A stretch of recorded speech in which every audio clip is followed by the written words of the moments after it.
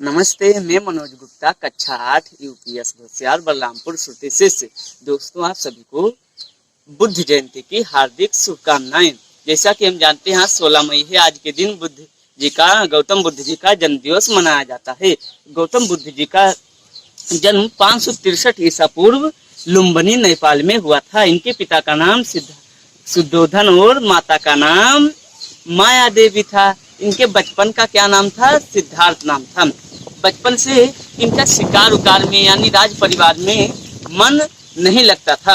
अगर इनके पिताजी इन्हें शिकार पर भेज भी देते थे तो ये खाली हाथ वापस लौट आते थे। इनके बचपन का नाम सिद्धार्थ था।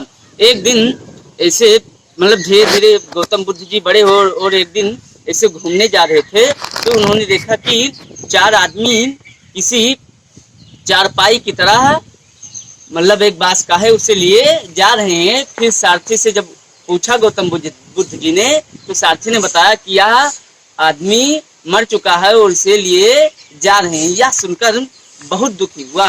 ऐसे कई चीजें देख देख कर गौतम बुद्ध जी का एकदम हृदय अलग सा परिवर्तित हो गया। उनका हृदय एकदम अलग सा परिवर्तित हो गया और फिर वे सत्य की खोज में निकलने की सोचने लगे।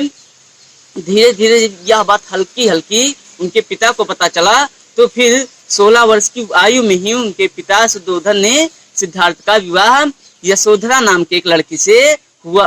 और कुछ दिन बाद गौतम बुद्ध जी को राहुल नाम की एक पुत्र की प्राप्ति भी हुई। राहुल नाम के एक पुत्र की प्राप्ति भी हुई, परंतु वे अपने पुत्र और पत्नी को छोड़कर भी सन्यासी सत्य की खोज में निकल गए। सत्य की खोज में निकल गए। वे भ्रमण करते हुए जा रहे थे। उस समय किसी गांव में एक डाकू नाम का अंगुलीमाल नाम का एक डाकू रहता था। किस नाम का? अंगुलीमाल नाम का। वह लोगों की उंगलियां काटकर उसकी मालाएं पहनता था। जब गौतम बुद्ध उस गांव से होकर जा रहे थे तो गांव वालों ने उसे बहुत समझाया। गांव वालों ने उसे बहुत समझाया कि वो उस रास्ते से होकर ना जाकर बल्कि थोड़ा दूसरे गांव से होकर जाए, नहीं तो अगर अंगुलीमाल ने देख लिया तो वह आपकी भी उंगलियां काटकर अपने माला में ज्वाइंट कर लेगा। फिर गौतम बुद्ध नहीं माने और उसी रास्ते से चल दिए। जब वहां पर पहुंचे तो देखे तलवार लेकर खड़ा था। अंगुलीमाल जैसे ही गौतम बुद्ध जी की उंगलियां काटने वाला था, काटने की सोच रहा था, तभी बुद्ध जी ने कहा मेरा एक छोटा सा काम कर दो। अंगुलीमाल ने कहा बताओ क्या है? कहा कुछ दूर पर एक पेड़ लगा है, वहां से एक पत्ती काटकर ले आओ मेरे लिए। क्या ले आओ? एक पत्ती काटकर ले आओ।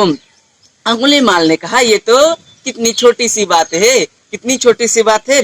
उसने तुरंत तलवार उठाया और फिर क्या किया कि पत्ती को काट दिया। तलवार उठाया और पत्ती को काट दिया। तब फिर गौतम बुद्ध जी ने कहा अब एक काम और कर दो कि इस पत्ती को जाओ फिर से जोड़ आओ। अंगुलीमाल स्तब्ध रह गया। वह सोचने लगा कैसे जोड़ूं। पर कुछ देर सोचने के बाद पूरी बात उसके समझ में आ गई। पूरी बात उसको समझ में आ गई और वह बुद्ध जी के चरणों में गिर पड़ा कि प्रभु आप धन्य हैं। और फिर अंगुलीमाल भी बुद्ध जी का शिष्य बन गया। बुद्ध जी का शिष्य बन गया। ऐसे फिर भ्रमण करते हुए बुद्ध जी जा रहे थे तो एक दिन वे गांव में ठहरे। वहां पर कुछ लोगों को उपदेश दे रहे थे। उपदेश में बुद्ध जी बता रहे थे कि हमें गुस्सा नहीं करना चाहिए। गुस्सा बहुत ज्यादा हानिकारक होता है।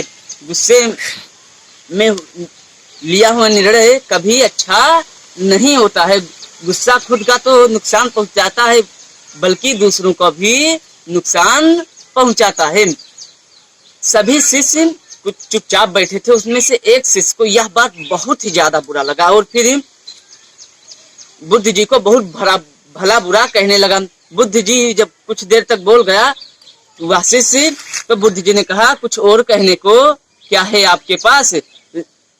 तब उस आदमी को बुद्ध जी पर और भी ज्यादा गुस्सा और उसने बुद्ध जी पर थूक दिया। बुद्ध जी पर थूक दिया, लेकिन बुद्ध जी कुछ नहीं बोले। और फिर थूक कर वह शिष्य मतलब थोड़ा भला बुरा कहा और फिर चला गया, भला बुरा कहा और फिर चला गया।